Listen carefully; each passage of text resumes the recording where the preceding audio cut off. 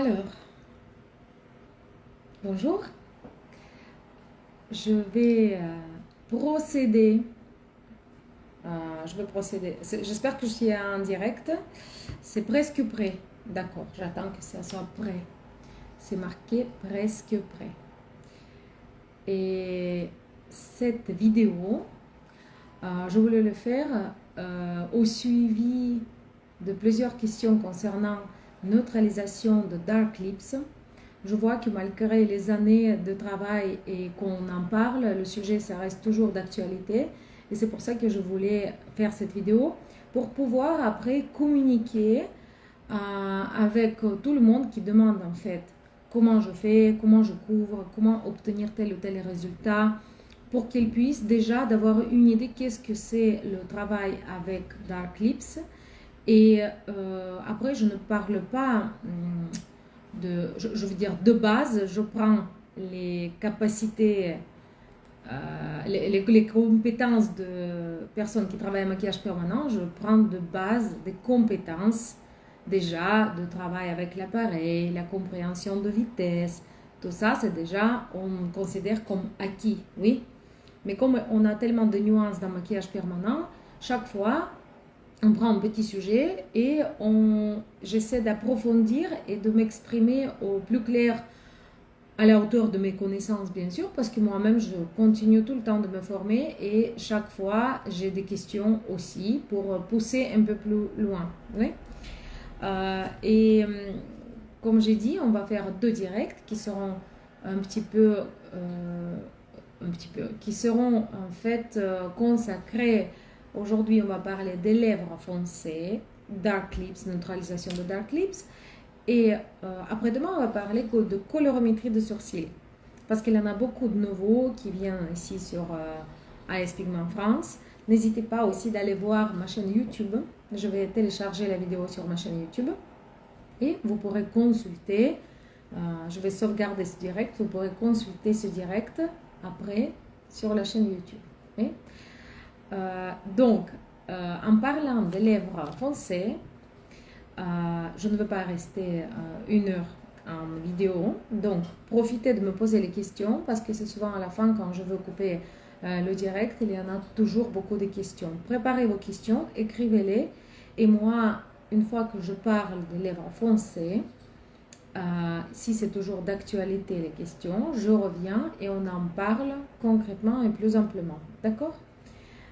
Alors, moi c'est Julien, la gérante de AS Pigment France, Blackline Studio et Smart Learning. Vous savez que je suis moi-même dermographe qui pratique depuis 5 ans et je travaille à La Ciotat, c'est près de Marseille. Mais souvent, on se connaît avec beaucoup de dermographes par rapport aux conférences, par rapport au direct, et il y en a beaucoup de mes consoeurs et confrères qui viennent sur le site AS Pigment France pour partager les produits qu'ils utilisent aussi. Donc, plus ou moins, on se connaît d'une manière digitale aujourd'hui. Oui? Pour les lèvres foncées, on a le chat qui est réservé à mes clients. Et souvent, je vois les mêmes questions. Mais même si on voit les mêmes, je préfère toujours de répéter. Oui? Qu'est-ce que c'est la peau foncée, déjà? Si vous avez votre point de vue, je vous en prie, exprimez-vous. Mais la peau foncée, c'est phototypes. En classe, on a des phototypes qu'on classe en 4 phototypes, oui, et on dirait que 6, pardon. Et on dirait que 4, 5, 6, on peut classer comme les phototypes plus foncés, selon Fitzpatrick. C'était un dermato qui a fait ce système de phototypes. Plus la peau elle contient mélanine, plus elle devient foncée. Mélanine qui est contenue dans la peau donne cet aspect foncé à la peau. Oui, c'est déjà prédéfini génétiquement et généralement on est né avec tel ou tel phototype. Mais bien sûr que si on s'expose au soleil, on bronze, la peau, elle commence à élaborer plus de mélanine, ce qui nous donne plus d'aspect plus intense à notre peau. Oui? tout ça, ça a un impact aussi sur le maquillage permanent. Pourquoi? Parce que le maquillage permanent, toujours je rappelle, se retrouve sous la peau. Et tout le travail qui était fait juste après le tatouage, ce n'est pas le travail qu'on va avoir, ce n'est pas le résultat final qu'on va avoir à la cicatrisation. C'est très important de distinguer parce que je vois que dans la tête des gens, une fois que c'est fait le jour même, c'est comme ça que ça va rester. Bien sûr que non.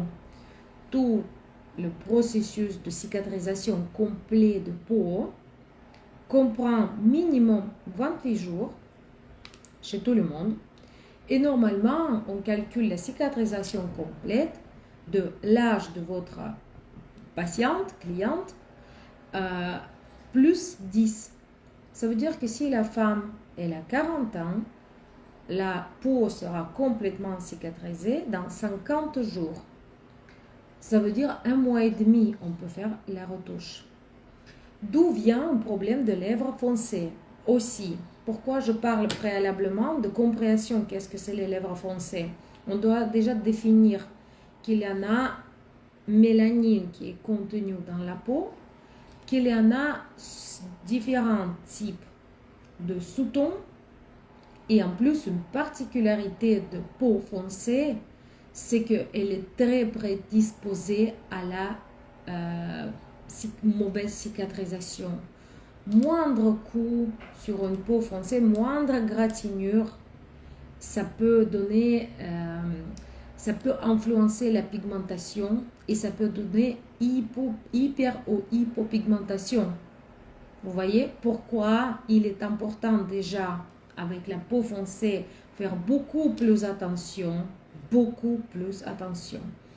parce que si on travaille profondément, on abîme la peau. La peau qui contient beaucoup de mélanine, elle est très prédisposée à garder les séquelles plus longtemps. Donc, on doit faire de manière non traumatisante déjà l'intervention. Et deuxième chose importante, on doit attendre le cycle de cicatrisation complète. Comme je vous ai dit, formule parfaite, c'est l'âge plus 10. Pourquoi on doit attendre cicatrisation complète? Parce que si la peau n'est pas cicatrisée juste de l'épiderme à derme quand on a tatoué, on va encore intervenir et donner une traumatisation supplémentaire aux lèvres, ce qui va encore influencer la pigmentation et peut au contraire foncer le résultat, peu importe le pigment que vous utilisez. Oui, j'espère que déjà cet aspect, c'est plus compréhensible. Et souvent, je suppose, vous avez vu les images quand il y en a les lèvres foncées et il utilise les pigments rouges flashy, un petit peu avec le ton foncé. Ça donne presque le résultat noir et tu ne sais pas si après ça va donner un petit peu de bleu. Même pour vous dire, ça arrive sur, les lèvres tout à fait qui ne contiennent même pas mélanine. Hein. J'ai vu ça dans ma pratique aussi. Les lèvres qui sont assez claires, les résultats après cicatrisation étaient très jolis. Pour vous dire, 1 an plus tard, ça a apparu certaines hyperpigmentations au niveau des lèvres. Ça aussi, c'est une chose qu'il faut prendre en compte, d'accord? Parce que nous, ici, on parle souvent des complications et c'est là où ça fait peur et tu te dis toujours, est-ce que c'est que moi qui a ce problème-là? Parce que tu regardes les autres, c'est toujours magnifique, leurs lèvres, c'est magnifique, cicatrisation, c'est top. Donc, c'est important de comprendre que tout le monde qui travaille surtout depuis longtemps, c'est ça qui fait expertise d'une personne, a pu affronter certains problèmes, a pu affronter mécontentement des clients et savoir les corriger ou savoir les prévenir, ça fait partie aussi de notre travail et c'est une partie la plus compliquée d'ailleurs que faire sur les lèvres un peu facile. D'où vient la nécessité de suivre les formations? Parce qu'en formation, les personnes qui vous forment, ils connaissent tous les cycles de complications et ils peuvent vous déjà prévenir pour éviter les erreurs. Oui? Donc, comme j'ai dit, cicatrisation complète, le travail qui est non traumatisant, c'est important au niveau de mélanine. Oui? Troisième aspect de peau qui contient beaucoup de mélanine, c'est les sous-tons qui sont les sous-tons des lèvres. Parce que vous avez vu souvent ce qu'on voit par exemple sur Instagram, il y en a une lèvre inférieure qui est beaucoup plus claire, donc il y en a cet aspect un petit peu transparent, et lèvres haut, lèvres haut, excuse-moi, je parle de pire en pire, lèvres supérieures qui a cet aspect beaucoup plus foncé, surtout tout au long du contour. Donc, si on prend en compte que ces deux lèvres sont différentes, au niveau de pigmentation, on doit prendre en compte que le résultat de cicatrisation sera aussi différent. Et généralement, s'il y en a un petit peu de taches, c'est très compliqué d'homogénéiser cette couleur. Nous, de notre côté, on doit comprendre, et ne croyez pas au miracle, que déjà les retouches supplémentaires seront nécessaires. Déjà, si on prend une base de pigmentation, on fait généralement le maquillage permanent des lèvres et un mois plus tard, on fait la retouche. Moi, souvent, c'est vrai, je ne force pas pour la retouche, mais j'insiste, mais les gens, souvent, ne reviennent même pas pour la retouche. Oui? Et s'ils ne reviennent pas pour la retouche, j'aime pas le résultat final, je les préviens en fait qu'ils vont revenir plus tôt pour refaire la retouche d'entretien. Mais c'est déjà joli après première intervention, oui, si on a fait le travail de qualité. Si on parle vraiment de récupération de lèvres foncées, le contour, quelques taches, oui, on doit prendre en compte que la première séance plus retouche ne seront pas suffisants.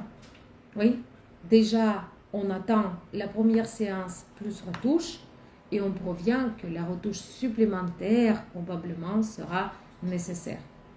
Après, au niveau de tarif, c'est vous-même qui décidez. Moi, me plaît aller jusqu'au bout et me plaît que les gens respectent les consignes que je donne. Et au final, j'en ai des clients qui sont satisfaits. Celles qui n'ont pas venu faire une retouche supplémentaire, je trouve que ça reste correct, mais ça pouvait être mieux.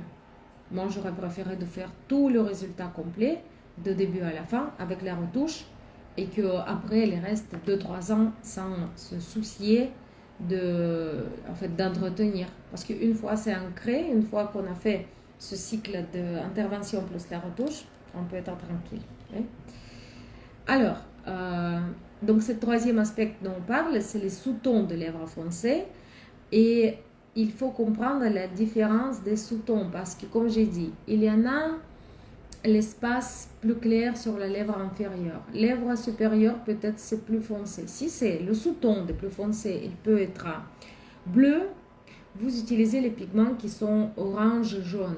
Oui? Si c'est le sous-ton qui est plus violet, vous utilisez plus orangé, oui, un petit peu.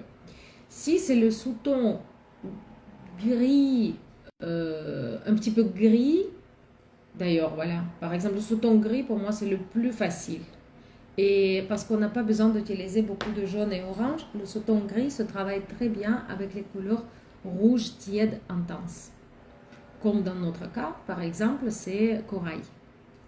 Si vous voyez le sous-ton gris, vous prenez corail et vous travaillez avec corail. Et au final, on aura cette couvrance qui va être présente et qui va neutraliser le gris et en plus gagner en couleur. Oui? Si on parle de sous-ton, comme ça je vais déjà vous dire quelques pigments en fait. Je me suis dit, je note les noms qui me viennent à l'esprit, avec lesquels je travaille. Pour vous dire, je travaille beaucoup avec le sous-ton gris, je travaille beaucoup en base avec le pigment corail.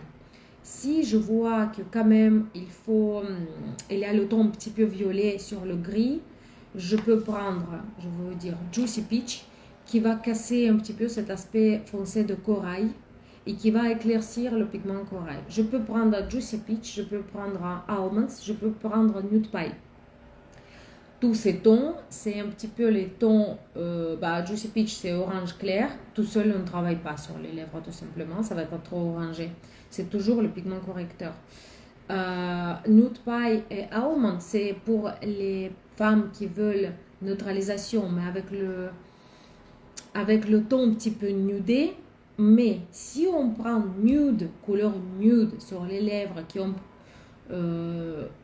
sous-ton froid, qui ont cet aspect de neutralisation, si on prend nude, le nude c'est déjà la couleur très froide, on ne peut pas l'appliquer directement. Donc on peut prendre, comme je vous ai dit, Nude Pie, Almonds, Almonds c'est un opium. Vous pouvez le mélanger avec Juicy Peach pour donner le sous-ton plus clair. Pour par exemple donner le nude un peu plus intense, si vous pensez ah j'ai mis trop clair, vous rajoutez pigment qui s'appelle carotte. Oui, pour les lèvres ça peut être carotte parce que ça fait le ton un petit peu de correcteur. Comment créer ce rouge chaud?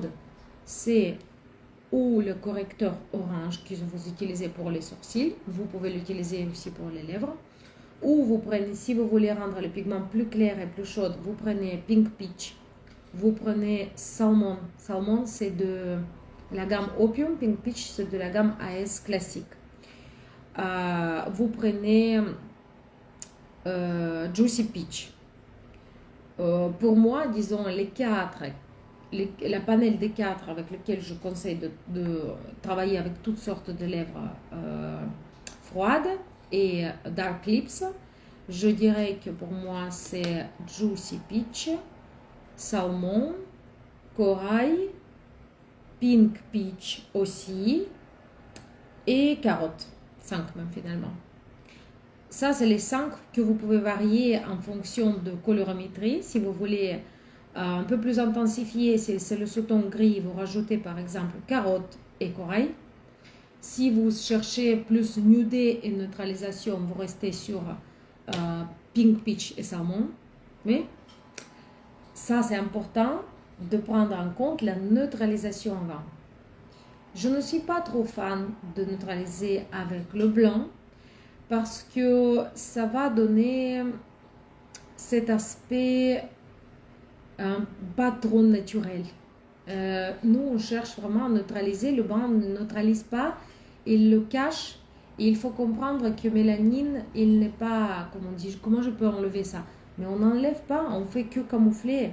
Un maquillage permanent, on ne peut jamais enlever. On fait que ajouter une couleur qui neutralise. Vous savez que si c'est le sous-ton violet, dans le cercle de Iten, on utilise le jaune. Oui? Donc, si les sourcils sont violets, vous savez, ce correcteur pour les sourcils violets, c'est le correcteur couleur moutarde. Donc, il faut comprendre pour les lèvres, c'est pareil. Mais comme j'aime pas les couleurs pures correcteurs, je trouve que ça ne donne pas... Comment dire? On fait le passage sans gagner la couleur. On peut déjà faire passage plus gagner la couleur. Pourquoi j'aime Juicy Peach, qui est très à la base de jaune, et Pink Peach qui a fait rose, vous voyez, on gagne déjà et en couvrance et en même temps on neutralise. Moi j'aime quand même choisir les couleurs qui sont déjà correctes parce que si elle ne va pas revenir pour la retouche, si elle ne va pas tenir deuxième passage, imaginez vous passez avec correcteur jaune et elle va vous dire je ne veux plus, je tiens pas, ça arrive tout le temps. Après moi je ne l'ai jamais laissé partir personne, mais pour vous dire on ne sait jamais. Assurez-vous, prévoyez que déjà elles partent avec les lèvres un peu colorées, qu'il y a déjà cette neutralisation et pas que avec le jaune, c'est qu'il y a une neutralisation avec Pink Peach, saumon, Juicy Peach. Moi j'adore neutraliser par exemple avec saumon et corail parce que des fois corail, vu que les pigment elle est foncée à lui-même, ça peut lui donner l'impression que c'est trop coloré et elle ne cherche pas forcément ça. Elle cherche des fois vraiment neutraliser. Donc vous cassez avec Juicy Peach. Vous voyez, vous faites ce côté plus clair. Donc ça, j'espère qu'on a vu. Vous pouvez mélanger aux retouches. Vous voyez comment ça cicatrisé. Ici, elle dit ça cicatrisé, c'est trop chaud, ça ne me plaît pas. Pas de souci. Vous pouvez en ce moment prendre autre couleur. Moi, je travaille beaucoup en concentré. Amarante, j'adore mélanger amarante et corail, c'est mes préférés. J'adore magenta, guava, chili. Tu veux intensifier, tu mets par exemple red royal ou chili, ça donne un aspect plus intense. Oui? Donc, ça dépend qu'est-ce qu'elle veut, mais elle revient un mois plus tard, vous regardez, vous voyez qu'est-ce qu'elle veut. Ça, c'était concernant la question de neutralisation. Après, il y a autre école qui nous apprennent à couvrir avec autre couleur. Par exemple, il y a une couleur qui s'appelle Naomi. C'est une couleur un peu marron. Et vous savez qu'il y en a beaucoup de clientes. À l'époque, j'en ai eu plein qui me demandaient et qui voulaient faire marron. J'ai jamais eu ce pigment-là. Jusqu'à QAS, en fait, sorte Naomi. Pour vous dire, dans le flacon, ça paraît très foncé, mais en vrai, c'est pas foncé du tout. Et l'idée de Naomi, déjà pour les filles qui adorent marron, un petit peu café, on peut travailler le contour, oui, c'est très joli. Ça peut donner joli nude. Moi, j'aime mélanger en fait, par exemple, Almonds et Naomi, vous voyez. Ça fait nude, mais un peu soutenu, pas trop clair. De toute façon, vu comment ça, chaque fois que commence à se cicatrise, je cherche toujours la couvrance maximum. Donc, il y en a cette école qui entretient l'idée d'appliquer Naomi et homogénéiser le ton foncé des lèvres avec le pigment. Mais pour moi, le pigment ne va jamais tomber dans le même ton que les lèvres et ça ne va pas paraître homogénéisé. Excusez-moi. Alors, la télé du coup s'est allumée. Donc, qu'est-ce que je veux dire? Naomi, pour moi, je mélange en fonction de sous-ton de lèvres, mais me plaît aussi l'idée d'appliquer quand même un petit peu de ce ton un peu cappuccino sur les lèvres, c'est joli. Oui? Et il y a troisième école. D'ailleurs, je suis adepte aussi à chaque choix et en fonction de votre cliente, en fonction de ce qu'elle veut. Parce que si elle veut neutraliser les lèvres tendres à rose, c'est une chose. Si elle veut homogénéiser, mais faire un petit peu nudé, c'est autre chose, oui. C'est Naomi, c'est Nude Pie, c'est Almonds, oui. C'est une neutralisation un petit peu plus dans les tons marron, c'est autre chose. Et il y a aussi, j'adore d'ailleurs cet aspect de vieux rose sur les lèvres. Et il y a une solution pour les lèvres foncées que j'adore. C'est de prendre les couleurs comme Pink Panther ou Barbie. Barbie, c'est de concentrer. Et appliquer sur les lèvres un peu foncées, ça fait magnifique. Parce qu'au final, cet aspect de Barbie un peu flashy rose, sur les lèvres foncées, ça devient un petit peu atténué. Et ça donne l'aspect de vieux rose, un petit peu violet, mais comme si c'était un petit peu sillant les lèvres. C'est magnifique. Cet aspect flashy, il est complètement consommé par mélanine des peaux foncées. Et j'ai fait le travail avec Barbie et Pink Panther. Barbie, j'adore plus parce que c'est concentré, je travaille beaucoup. Vous pouvez voir d'ailleurs, il y en a sur Blacklight Studio, même je vais le reposter entre temps. Et j'ai adoré ce que ça donne. Ça donne ce vieux rose magnifique. Parce que s'il y a des clientes qui vous demandent, je veux vieux rose, mais elle-même, elle a les lèvres fumeuses avec les taches violettes, il n'y a aucune vieux rose, ou rose de bois, comme on l'appelle, oui, rose cendrée encore. Vous avez compris ce que je cherche comme métaphore. Jamais on doit accepter cette demande. On ne peut pas travailler vieux rose sur le ton qui est violet. Il va finir avec les lèvres grisâtres et foncées. D'abord, on travaille toujours en neutralisation. On demande quel résultat final elle veut. On regarde le sous-ton de pigment. On explique que cicatrisation complète, c'est important. Dans un mois, on regarde. Si nécessaire, on prend la retouche supplémentaire. Et croyez-moi, tout le monde qui neutralise les Dark Lips, et ils connaissent ces règles et ils proviennent pour les retouches supplémentaires. Parce qu'il n'y a pas de miracle qu'on neutralise d'un coup de première fois. Après, si c'est très peu, c'est une chose, mais c'est lié avec notre biologie et avec la résistance de peau contre le corps étranger qui est injecté. La peau, elle se bat toujours pour débarrasser de pigments. Oui? Et quand on applique le pigment, n'importe quel ton de lèvres, quand on applique le pigment et on fait des dermopigmentations pour la première fois, on doit comprendre que la peau, elle va beaucoup rejeter le pigment. Mais aux retouches, ça ne sera pas déjà pareil. Aux retouches, la peau, elle va retenir beaucoup plus de pigment parce que déjà, les particules de pigment seront un petit peu reconnues et disons, l'expérience sera déjà vécue. Donc pourquoi la retouche elle est nécessaire et elle est beaucoup plus efficace souvent que la première fois.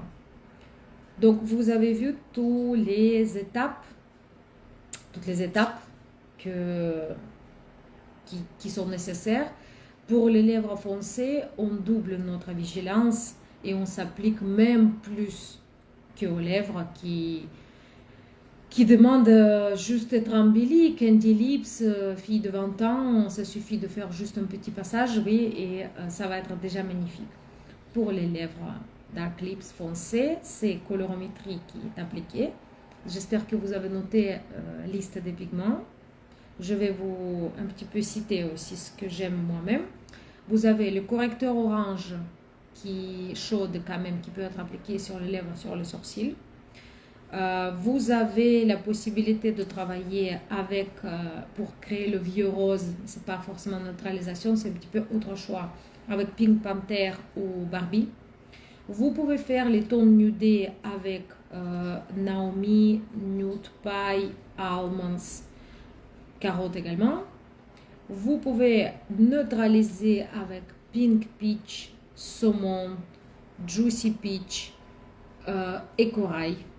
Oui, les quatre, disons, les quatre basiques de neutralisation en fonction d'intensité de peau et en fonction de résultats souhaités. Voilà, j'espère que c'était utile. Voilà, parfait. Et je ne m'étale pas plus que ça. Si vous avez des questions, j'écoute, mais je n'ai pas vu forcément des questions. J'espère que j'étais claire. Est-ce que ça est devenu plus clair? Si oui, merci d'envoyer oui. Sinon, merci d'envoyer non. Oui, et on se voit d'ici 2 jours en parlant de colorimétrie des sourcils. Oui. Stella, Nilda, Stella, merci. Donc, c'était clair. Comme ça, on a un petit peu rafraîchi. Je pense qu'à l'époque, on a déjà parlé, mais ça va être... Noël, merci. Comme ça va être beaucoup plus concentré en connaissance. Oui.